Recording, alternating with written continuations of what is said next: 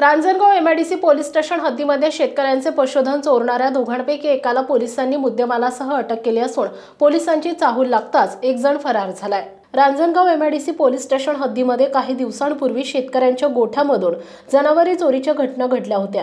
यामुळे शेतकरी वर्गामध्ये भीतीचं वातावरण निर्माण झालं होतं। शेतीला जोडधंदा म्हणून शेतकरी गाई म्हैस पालन करून दुग्ध व्यवसाय करतात। त्यामुळे दूध देणारी जनावरे चोरीचा प्रकार हा शेतकऱ्यांच्या दैनंदिन जीवनावर दुष्परिणाम करणारी घटना असल्याने सदर घटनेचं गांभीर्य ओळखत रांजणगाव पोलीस स्टेशनचे पोलीस निरीक्षक महादेव वाघमोडे यांनी पथकाच्या मदतीने शोध घेण्याचं काम सुरू केलं होतं। 22 डिसेंबर 2024 रोजी मध्यरात्री रांजणगावच्या हद्दीतील लांडेवस्ती सोने सांगवी रोडलगत राहणारे शेतकरी रमेश खेडकर यांच्या गोठ्यातील पंढरपुरी जातीच्या 2 म्हैस चोरीस गेल्या होत्या।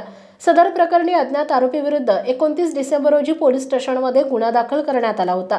सदर गुन्ह्यातील आरोपीचा आणि चोरीस गेलेल्या म्हशीचा शोध घेण्यासाठी पोलीस निरीक्षक महादेव वाघमोडे यांनी सहाय्यक फौजदार दत्तात्रय शिंदे, पोलीस कॉन्स्टेबल उमेश कुतवर, योगेश गुंड यांना सूचना दिल्या होत्या।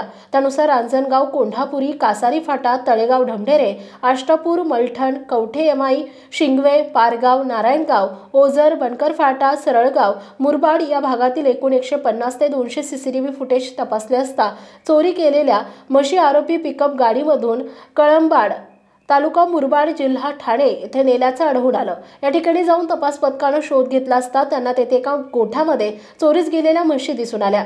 या म्हशी फिर्यादी यांनी पाहिल्यानंतर ओळखल्या। त्यानंतर तपास पथकासह सदर ठिकाणी छापा टाकला असता आरोपी पद्माकर उर्फ नागेश मोरे राहणार कळंबाड, जिल्हा परिषद शाळेजवळ, तालुका मुरबाड, जिल्हा ठाणे याला ताब्यात घेण्यात आलंय। मात्र दुसरा आरोपी पोलिसांची चाहूल लागल्याने पळून गेलाय।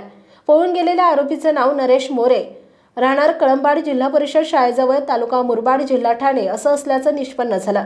दरम्यान पोलिसांनी त्याच्याकडून चोरीस गेलेल्या 2 तसेच इतर ठिकाणावरून चोरलेल्या 3 अशा एकूण 5 म्हशी आणि महिंद्रा कंपनीचा पिकअप असा एकूण 7,40,000 रुपये किमतीचा मुद्देमाल जप्त करण्यात आलाय। आरोपी पद्माकर मोरे याला शिरूर न्यायालयात हजर केला असता न्यायालयाने आरोपीला 9 जानेवारी 2025 पर्यंत पोलीस कोठडी सुनावली आहे।